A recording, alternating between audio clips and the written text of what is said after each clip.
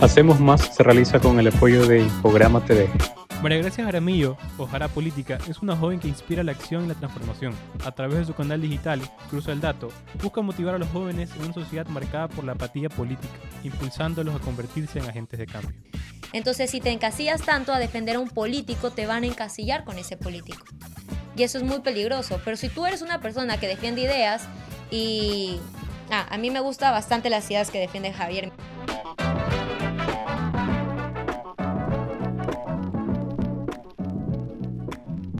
Antes de seguir con la conversación, quiero agradecerte por tu interés. Aquí no hacemos lo tradicional. Traemos historias que suman y de las que puedes aprender. Suscríbete. Con tu apoyo, podemos seguir la conversación y brindarte nuevas ideas que inspiren. Porque aquí hacemos más. María Gracia, qué gusto que estés aquí con nosotros. Y el gusto es mío. Me gustaría empezar conociendo un poco sobre dónde nace tu pasión por los temas políticos, económicos y sociales en general. Ok, todo nace ya en la sangre, en la familia. Mi mayor mentor es mi abuelo y él toda la vida ha estado involucrado en la política, pero más del tema intelectual, o sea, no participando directamente como un político, como asambleísta o algo así, sino como en el tema de investigar, analizar. Entonces, toda la vida la comida en la mesa ha sido hablar de política. O sea, tú no te sientas a la mesa en mi casa y no hay un tema de política, no estás en la mesa de mi casa. Entonces, desde chiquita he escuchado temas políticos, sociales, culturales, económicos, de parte de toda mi familia, no solamente de mi abuelo.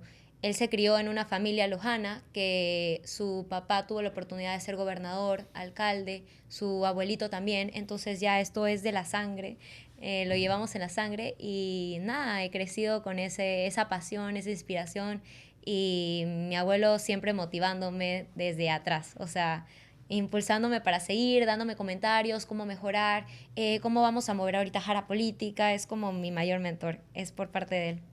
¿Y hubo algún momento en el que decidiste que ese interés por la política que nace un poco de casa, pero hubo un momento clave en el que tú decidiste voy a hacer que este espacio, este interés, se convierta en, no sé si llamarlo profesión, porque todavía creo que está ahí construyéndose en general, pero al menos algo en donde tú quieras explayarte tus ideas y salir a la opinión pública a través de eso, dando tus opiniones? En un momento vi cómo, yo viví en Perú 9 años, entonces vi cómo la sociedad peruana estaba girando mucho al progresismo.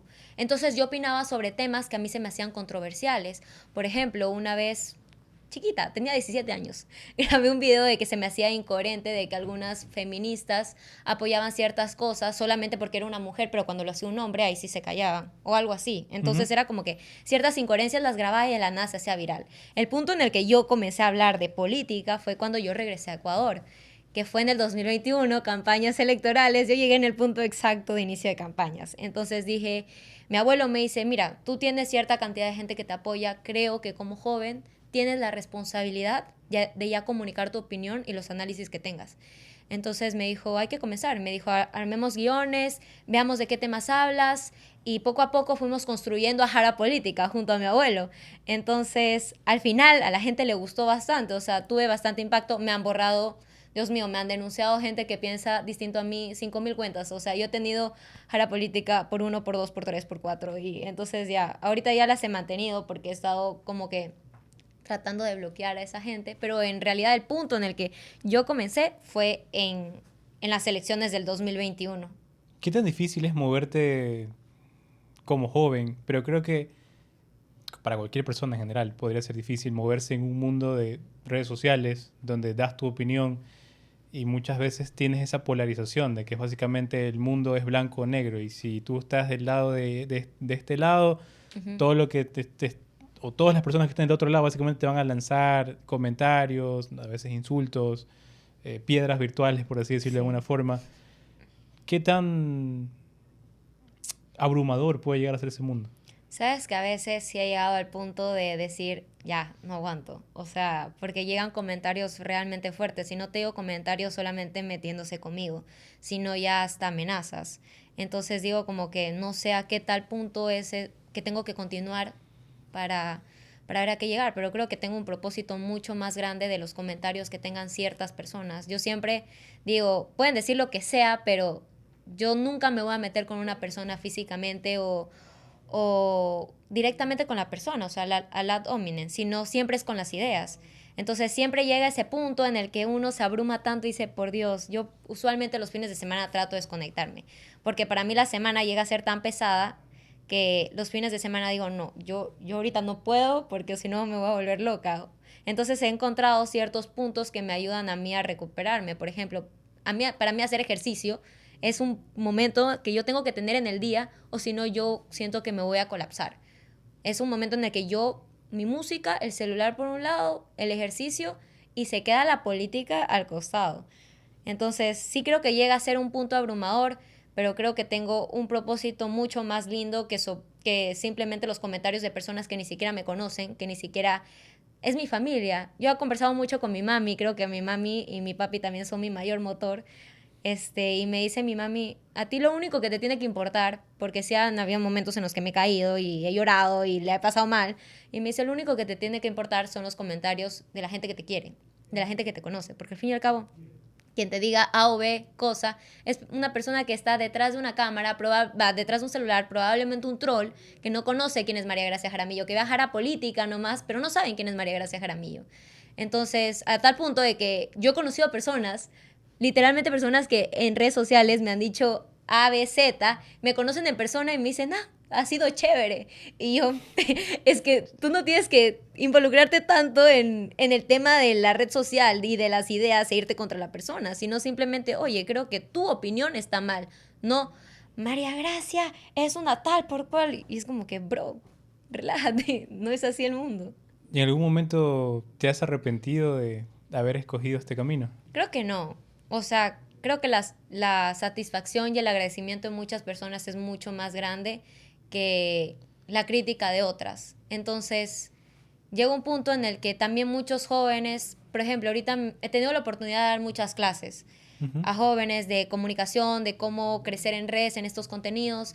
Y la cantidad de jóvenes que agradecen diciendo necesitaba este aliento, esta valentía para poder comenzar, para expresar mi opinión, creo que es mucho más grande de que Juanito, el troll de la esquina, me venga a decir, ay, pero Jara, tú eres una tal por cual. Yo creo que hay una recompensa mucho más grande detrás de eso y son todas esas personas que me apoyan y que creen que lo que estoy haciendo es mucho más grande. Y eso me gusta también porque digo, ok, sí, hay una parte muy fea que a veces uno no la puede soportar, pero también está la parte linda, que es mucho más gratificante que esa parte fea. Y recibir el agradecimiento de muchas personas, decir, oye, eres una pelada, pero gracias por alzar la voz por muchos, porque a mí me da miedo, entonces gracias. Y yo creo que esa parte es la mejor. No puedo como que compararlos como tal, porque la satisfacción de sentir este sentimiento de agradecimiento es mucho más grande de lo que me diga un troll que se esconde detrás de un celular. ¿Hasta dónde quisieras llegar? Me encantaría motivar a la gente. Muchas personas me dicen, ay, tú quieres ser presidente de la nación. Y yo sí, no está todavía en mis planes, la verdad. No está todavía lanzarme asambleísta. Me escriben bastante ahorita que está la constituyente. Oye, pero Jara, ¿por qué no te lanzas? No, yo creo que en la vida hay procesos, ¿no? Yo creo que primero está mi formación. Yo estoy por graduarme de abogada, de politóloga también. Primero está eso, el posgrado, todo eso. Pero lo que quiero llegar es que la gente vea que no importa la condición o lo que sea, sino que tú lo puedes lograr y no necesitas mucho, porque yo no necesité miles de millones para llegar al puesto donde estoy, sino un celular y la valentía de poder grabar y expresar mi opinión. Y quiero ser como la inspiración de muchos jóvenes que no se atreven a hacerlo.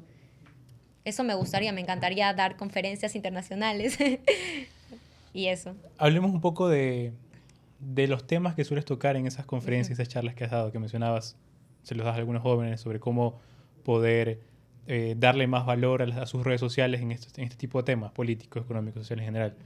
¿Cuáles crees que son las claves para poder impulsar una marca ligada, obviamente, a ese sector? Ok, tomen nota, apunten. Apunten. Apunten. Primero, yo creo que lo más importante es que seas tú mismo. La esencia de una persona nunca tiene que cambiar, porque lo primero que le digo a los chicos es, yo no quiero 40 jaras políticas, o sea, yo quiero que Juan sea Juan, que Pedro sea Pedro y no cambien su esencia, porque cuando algo se nota forzado, créeme que la gente se da cuenta. O sea, cuando alguien no es él mismo, la gente se da cuenta y eso a la gente no le gusta. No cambien su esencia, lo más importante. Den su opinión, pero siempre respáldenlo con datos. O sea, eso es básico, porque la gente te puede decir A, B, Z, pero tú ya tienes los datos que respaldan tu opinión. Y eso es muy importante. ChatGPT es una ayuda, pero no es lo esencial. Y eso es lo que la gente no entiende. Porque, por ejemplo, yo le he dicho a ChatGPT, oye, ayúdame a hacer este guión. Y ChatGPT se hace un arroz con sopa, no sé, y hace todo entreverado. Entonces, tienes que tú hacer los guiones que tú hagas y el contenido que tú hagas de manera fresca, auténtica y también corroborando todo lo que tal vez ChatGPT te pueda ayudar. Porque a veces también se confunden las cosas. Eso es muy importante. El impacto que tú tengas en cuanto a opiniones, tienes que tener en cuenta que va a impactar a muchas personas. O sea, tú tienes que saber que tienes la responsabilidad de tu opinión. Y esa opinión puede impactar muy grande en el país y en la decisión de muchas personas también a la hora de elegir. Por ejemplo, a mí muchas personas me dicen, oye, Jara, ¿y ahora por quién voto? Y yo, a ver, no te voy a decir por quién votar, pero te puedo dar ideas. ¿Por quién no votar si te puedo decir? Capaz. Por eso sí, no mentira. No, no te puedo decir por quién votar, pero sí te puedo dar más o menos antecedentes, el plan de gobierno, las ideas que respalda cada persona para que tú te identifiques. Pero lo importante, yo creo que lo más importante al generar contenido en redes sociales sobre política es que tú defiendas ideas. No te encasilles tanto en defender a políticos, porque tú no conoces tanto a la persona. Al fin y al cabo, las personas cometemos errores. Entonces, si te encasillas tanto a defender a un político, te van a encasillar con ese político. Y eso es muy peligroso. Pero si tú eres una persona que defiende ideas y... a mí me gusta bastante las ideas que defiende Javier Milei, por ejemplo. Pero si Javier Milei se equivoca, yo voy a decir, oye, estás haciendo mal. Pero sus ideas siempre van a prevalecer también. Entonces eso hay que tener en cuenta. Defiendan ideas, ideales, agárrense de causas. A mí me gusta mucho defender, por ejemplo, el tema de la niñez. Me fascina. Este tema salía a marchas en Quito, acá en Guayaquil, en contra del tema que quería hacer la Corte Constitucional de la niñez trans. Entonces, esos temas me han dado también una representación a cierto sector que tal vez no tiene la voz de hablar y también comunicarle a los padres de familia que no sabían que eso estaba pasando. A mí también me escribieron muchos padres diciendo, oye, yo no tenía idea de lo que está haciendo la Corte Constitucional con este tema, gracias a ti me he enterado. Y eso es importante. Esos son algunos tips que les puedo dar y que les he dado también a los chicos. Y al final, ¿cuál piensas tú que es lo más importante para poder comunicar efectivamente el mensaje? Porque yo he visto varios de tus videos en general y creo que a la larga, más allá del análisis, que obviamente está, pero siempre de alguna forma intentas tratar de que exista, no sé si consciente o inconscientemente, pero intentas tratar de que exista un puente emocional con el receptor de tu mensaje. Sí. ¿Cómo logras comunicar efectivamente? Eso es muy importante. A ver, es como que yo te diga, no sé, me invento una noticia. Militares, a ver, lo voy a hacer aquí en vivo. Por ejemplo, militares acaban de ser secuestrados en el paro nacional. ¿Pueden creer que 11 militares acaban de ser secuestrados en el paro nacional? ¿Tú qué sientes con eso? Tú conectas conmigo. Si yo te lo reflejo, si yo te reflejo mi emoción, tú conectas conmigo. O, por ejemplo, no sé, acaba de morir un niño tras una cirugía de cambio de sexo. Una vez más, estos temas acaban de percatar muy grande en la población. ¿Pueden creer que un niño acaba de morir por una cirugía de cambio de sexo?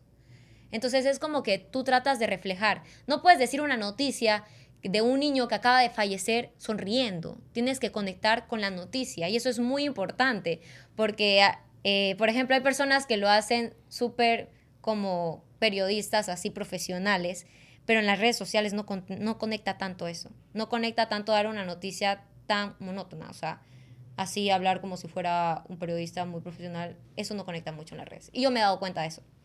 Cuando tú lo haces con la emoción y tratas de conectar con tu público y tratas de reflejarle esa emoción, porque es muy importante, o sea, reflejar tu descontento. Por ejemplo, $1.000 millones acaba de perder el paro, acabamos de perder los ecuatorianos por el paro nacional. Tienes que reflejar que es una cantidad muy grande para que la gente lo entienda. Porque si yo te lo digo súper tranquilo, es que son apenas 1.000 millones que acaba de perder el Ecuador. No es lo mismo que si yo te lo digo como si con la cantidad de dinero que ha perdido el Ecuador. Entonces es la emoción, y eso me faltó también decir, la emoción es súper importante. Así conectas verdaderamente con tu público. Porque las noticias que son todas rectas no funcionan en redes sociales. Y yo me he dado cuenta porque yo he tratado de aplicarlas. Decir una noticia solamente por decirla, a la gente no le gusta. A la gente le gusta conectar. Y a mí también me encanta conectar con la misma noticia. O sea, me gusta sentirla. Decir como que, wow, esto me molesta, esto me pone feliz, esto me da esperanza. Y eso también le reflejas a tu público y hace que tu público conecte contigo y con la noticia verdadera. Le das humanidad. No hay que tenerle miedo a la funda al final del día. No, o sea, ahorita te funan por todo. O sea, no sé qué se creen las personas, policías de la moral o qué onda, que te funan por todo. Yo sí digo como que, oigan, o sea, ustedes son Dios, son perfectos, porque tú eres, yo sé que yo estoy expuesta a esto, pero ahorita se creen policías de la moral y tratan de ver hasta el mínimo punto. Y es como que yo ya a veces ya ni siquiera leo los comentarios. Digo, queden ustedes. Ustedes ven si debaten o no. Ya, chao. ¿Cuál te gustaría que sea el rol de los jóvenes frente a todos estos problemas que está viviendo el país? Primero, yo creo que se tienen que educar en base a valores cristianos. Tienen que saber qué es la dignidad humana, porque hay muchas personas que piensan que su vida vale ¿Qué es más la que la dignidad otra. humana? La dignidad humana es saber que tu vida vale igual que la vida de otra persona, porque todos somos hijos de Dios. Y si no eres cristiano, bueno, igual.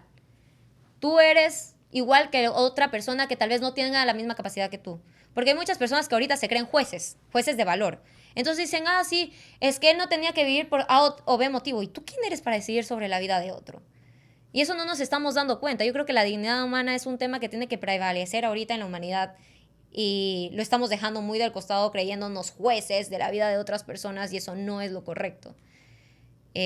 Los jóvenes tienen que meterse en los temas políticos, tienen que saber, tienen que leer. O sea, no puedes sentarte en la mesa familiar y quejarte del país y no saber por qué el país está así. Yo veo a muchos amigos diciendo, no, es que ya no aguanto, que ni sé qué. Y yo le digo, ah, pero ¿sabes lo que pasó hoy día en la Asamblea Nacional, por ejemplo? No, no tengo ni idea, la verdad.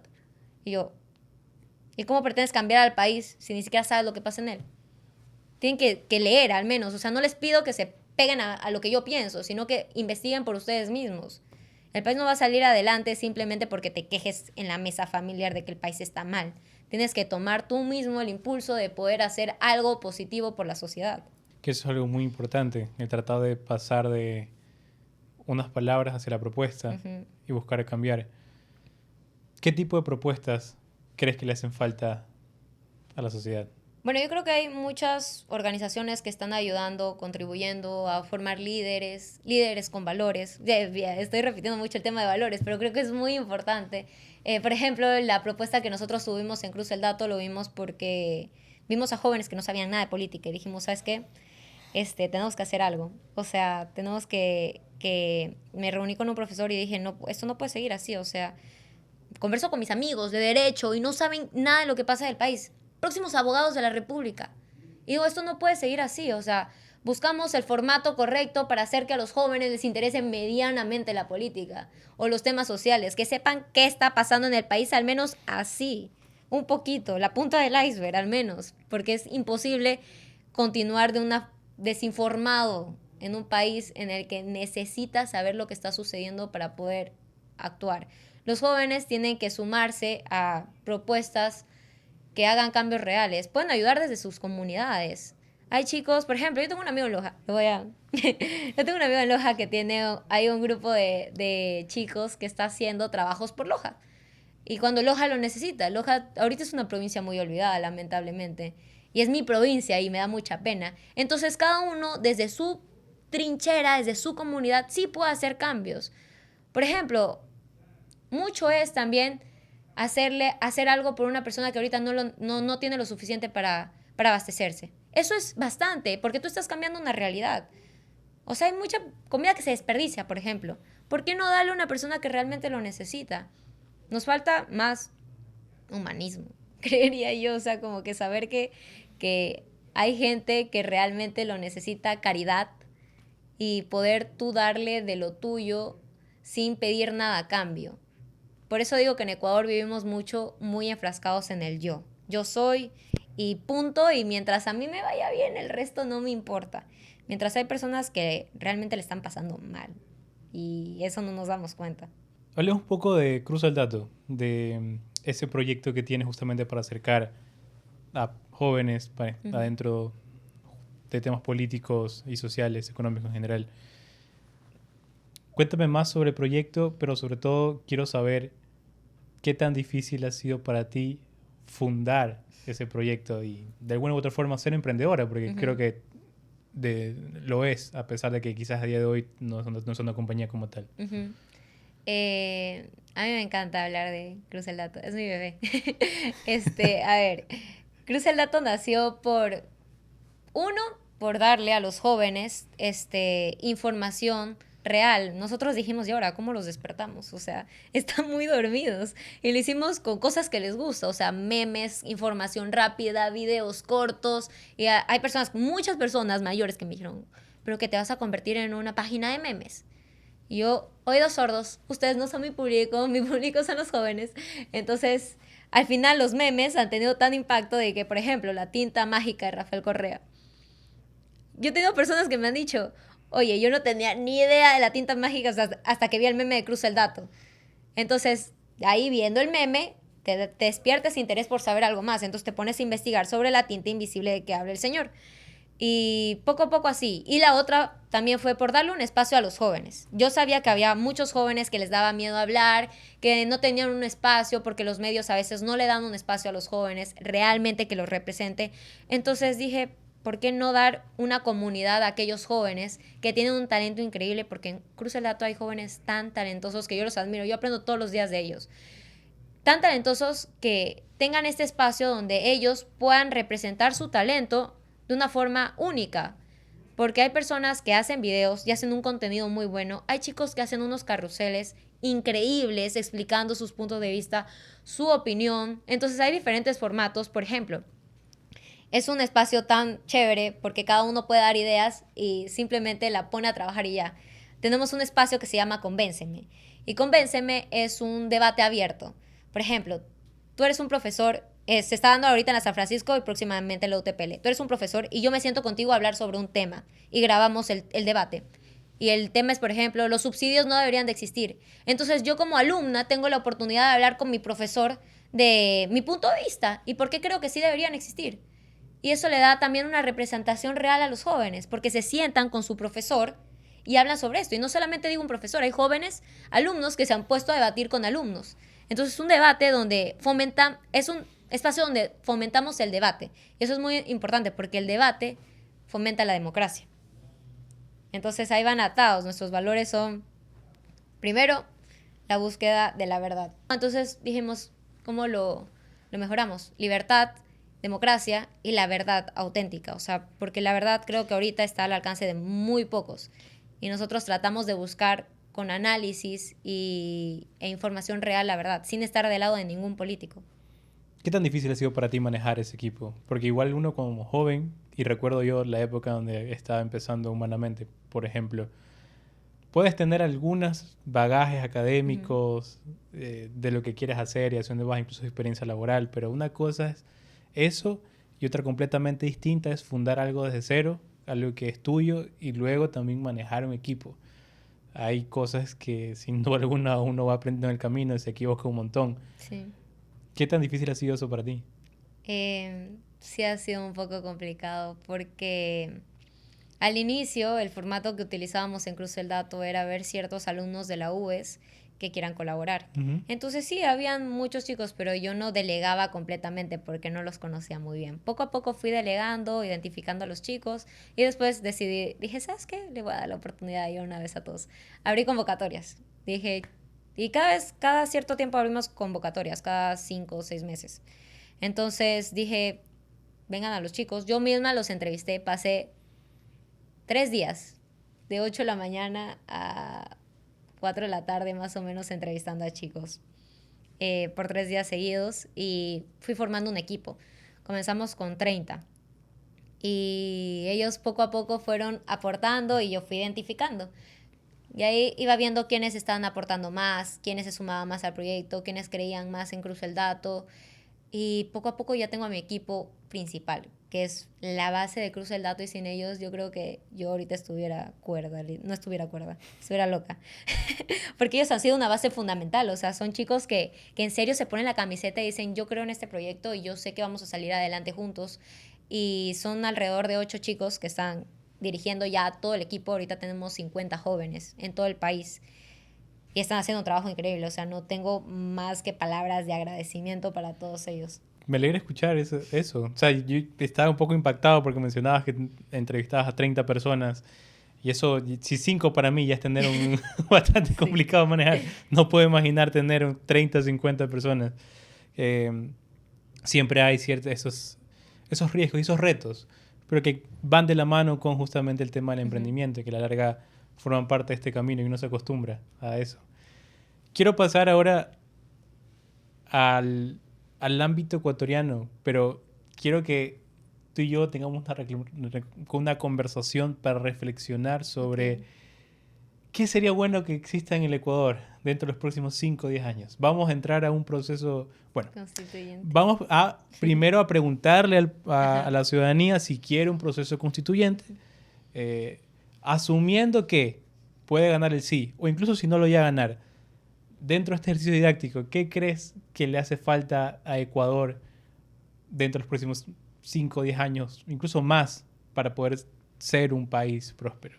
Yo creo que la palabra principal es libertad. Casi ninguna empresa dura en el Ecuador 3 años. Es muy difícil formar una empresa en el país. Hay muchísimas trabas. Y la gente tiene un resentimiento muy fuerte en contra del empresario.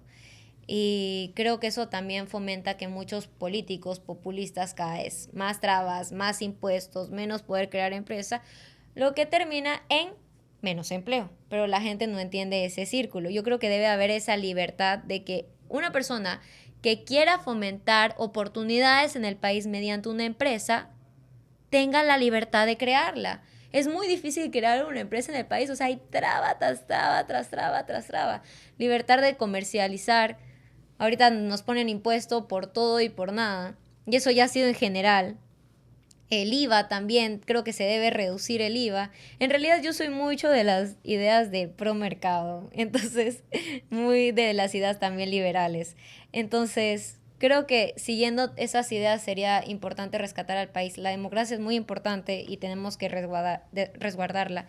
Y también proteger nuestras instituciones. Si ya vamos a cambiar de constitución por 21ª vez, yo creo que tiene que ser una constitución no al plan de gobierno del político de turno, lo más importante. Porque hay que ser claros, la constitución del 2008 era el plan de gobierno de Rafael Correa, o sea, no hay que tener más de 3 dedos de frente para darse cuenta de ese tema. Y creo que se tiene que ser una constitución pro Ecuador, viendo todas las limitantes de esta constitución para poder mejorarla y cambiarla y establecer un país ya más sólido, con instituciones sólidas, y que esa constitución ya no se cambie. O sea, yo sí creo que se tiene que cambiar la constitución de ahorita. Me parece una traba, una piedra en el zapato para el progreso, literalmente. Y considero que esta nueva constitución sí tiene que ver más libertad para el pueblo ecuatoriano. También considerar todos los índices de violencia que tenemos, ver todo eso, y creo que tienen que hacerlo personas capacitadas. Porque a mí me da miedo también quien llegue. Entonces, eso también ya depende de la ciudadanía, pero sí creo que se tiene que cambiar la constitución. De eso estoy muy segura y al fin y al cabo es un proceso de 3 elecciones. O sea, vamos a votar si queremos o no la constitución, después los asambleístas constituyentes y después si queremos o no la constitución, que ellos hicieron. Entonces, creo que tenemos que darnos la oportunidad de intentar poder tener otra nueva constitución. Hay una propuesta que te escuché recientemente en uno de tus videos, de la cual quiero explayar un poco, el tema del federalismo. Yo siento que Ecuador necesita ser una república federal. Para mí es 100% algo que debe suceder. Hablemos un poco del federalismo. Conversabas en uno de tus videos recientemente sobre ese tema. ¿Qué piensas tú de eso? Sí, fue un video bastante polémico, porque creo que nadie estaba hablando en este momento, más que nada a puertas de la constituyente, bueno, del proceso constituyente, sobre este tema. Entonces, muchas personas no sabían como tal. Entonces dije, ¿y ahora cómo les explico? Porque es bastante largo de explicar, entonces traté de explicarlo de la forma más sencilla para que todos puedan entender. El problema es que en el video yo, para explicarlo, dije, dividámoslo en costa, sierra, selva Sí. Pero la cosa es que no era así, sino era como yo lo quería explicar para que la gente entienda. Obviamente hay muchas propuestas de personas que dicen que no, que se tiene que hacer por regiones, otras personas que dicen que tiene que... Muchas propuestas de federalismo, de cómo se debería hacer el federalismo en el Ecuador. Yo solamente di una idea general para que la gente entienda. Pero sí me parece una propuesta muy interesante porque creo que es la única forma de que Ecuador tenga una autonomía real y que no sea el Estado un superente controlador de todo lo que sucede. Más que nada en cuanto a la redistribución de recursos, a los ingresos que llegan, a la decisión de que cada población decida quién va a ser el gobernante. Y ahí podemos identificar muchas cosas interesantes, qué población sale adelante con tal partido, qué población no sale adelante con tal partido. Eso se identifica bastante, por ejemplo, en Estados Unidos. Es básicamente acercar el poder político a los ciudadanos. Ujú. Eso es lo que hace el federalismo y darles la oportunidad a cada provincia, cada ciudad, o cantón, como lo quieran ver dentro de esa distribución federal que se haga, pero dar la oportunidad de que ellos puedan decidir sobre sus recursos, sobre el mecanismo legal que también quieren que exista en esa provincia, en ese cantón o parroquia, como lo quieran ver. Y es justamente devolverle ese sentido democrático, participativo, que creo que se pierde un poco. Y como por ejemplo el tema del Yasuní, que justamente creo que fue en la consulta, la elección anterior, en el 2023, que nos consultaron al respecto. Y recuerdo tanto que todo el país, la mayoría del país votó que querían cerrar esos pozos petroleros, pero las provincias donde estaba localizada justamente el Yasuní como tal, los pozos donde se estaban explotando eso, que son quienes reciben las consecuencias directas de obviamente esa explotación, aunque lastimosamente no reciben los recursos de manera directa porque todo eso de ahí va a la cuenta única del Estado. Ellos habían votado que sí querían que se siga explotando. Entonces es un poco también tratar de devolverle ese sentido participativo y darle más reconocimiento a la voz de los ciudadanos. A mí me llama bastante la atención lo del Yasuní. El tema del Yasuní yo lo tengo muy, muy marcado en mi historia de política hasta el momento porque yo salí directamente a hacer campaña por el no, para que se siga explotando. Me acuerdo clarito que fui a colegios, a universidades a hablar, hacía debates en redes sociales y me daba cuenta de la desinformación que tenía la gente sobre el tema y también la responsabilidad que tenían ciertos actores, no políticos, porque ni siquiera eran políticos, eran influencers, que les pagaban para que hagan más desinformación. Y ahí se le quitó la autonomía que tenía el poder, el pueblo, para decidir sobre su futuro. El pueblo donde estaba sucediendo el tema, donde ganó realmente el no. Y ese fue el problema que muchas personas percatamos. Creo que el federalismo sería un tema bastante interesante. No creo que ahorita se aplique. No sé si tal vez quisieran aplicarlo. Pero sí creo que en el futuro nos pueda convenir bastante. Muchos dicen que no, porque Ecuador es un país pequeño. Pero eso no creo que tenga mucho que ver en realidad. ¿Hay alguna propuesta o idea que para ti sea urgente, que incluso se pueda realizar en el corto plazo para cambiar ciertas realidades que podemos tener en el país? Yo creo que reducir bastante el tamaño del gobierno sería una propuesta que se puede hacer ya. Por ejemplo, el tema de... A mí me llama bastante la atención este tema de lo que acaba de hacer la Corte Constitucional. ¿Por qué? Porque hay un dictamen que, si no me equivoco, es el 719, que lo hizo el doctor Amores, que la Corte Constitucional en el 2019 aprobó eliminar el Consejo de Participación Ciudadana, perdón, la función total de transparencia y control social y la función electoral. Y ahora la Corte Constitucional dice que no, que eso sería alterar el orden del Estado, que eso se tiene que hacer mediante constituyente.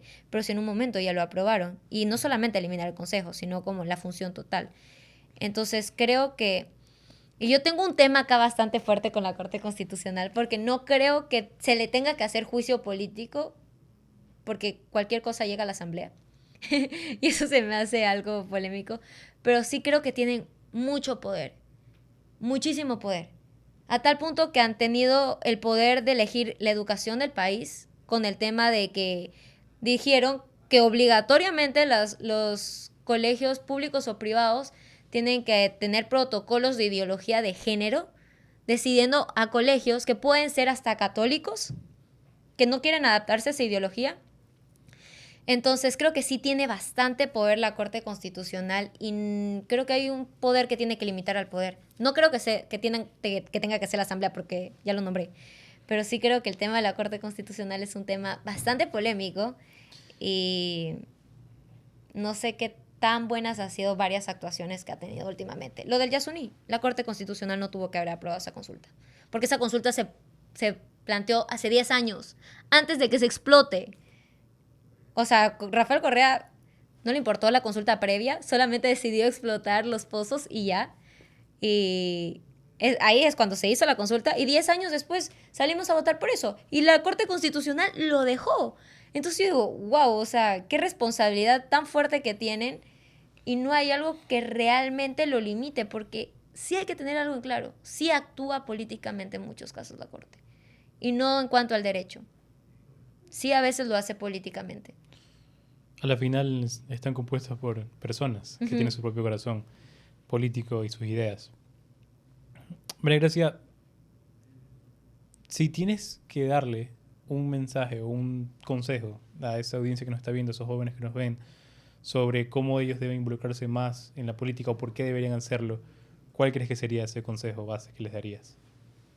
Bueno, yo creo que lo más importante es que el futuro somos nosotros. No, ni siquiera el futuro. El presente somos nosotros.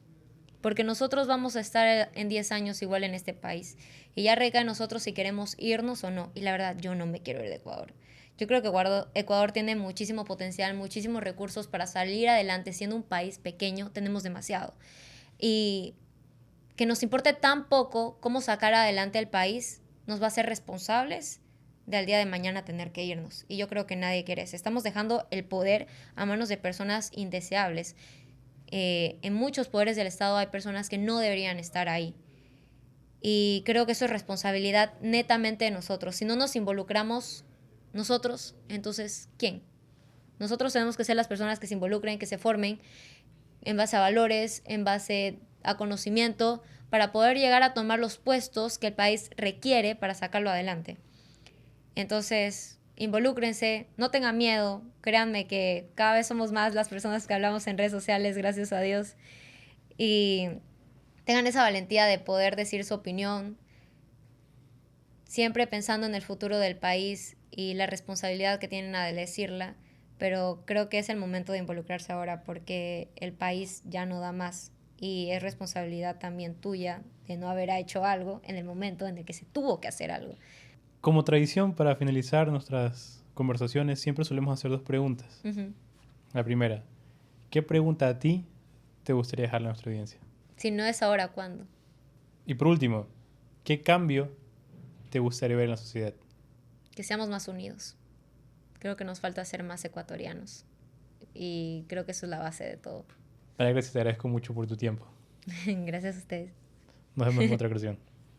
Bye. Hacemos Más se realiza con el apoyo de Infograma TV.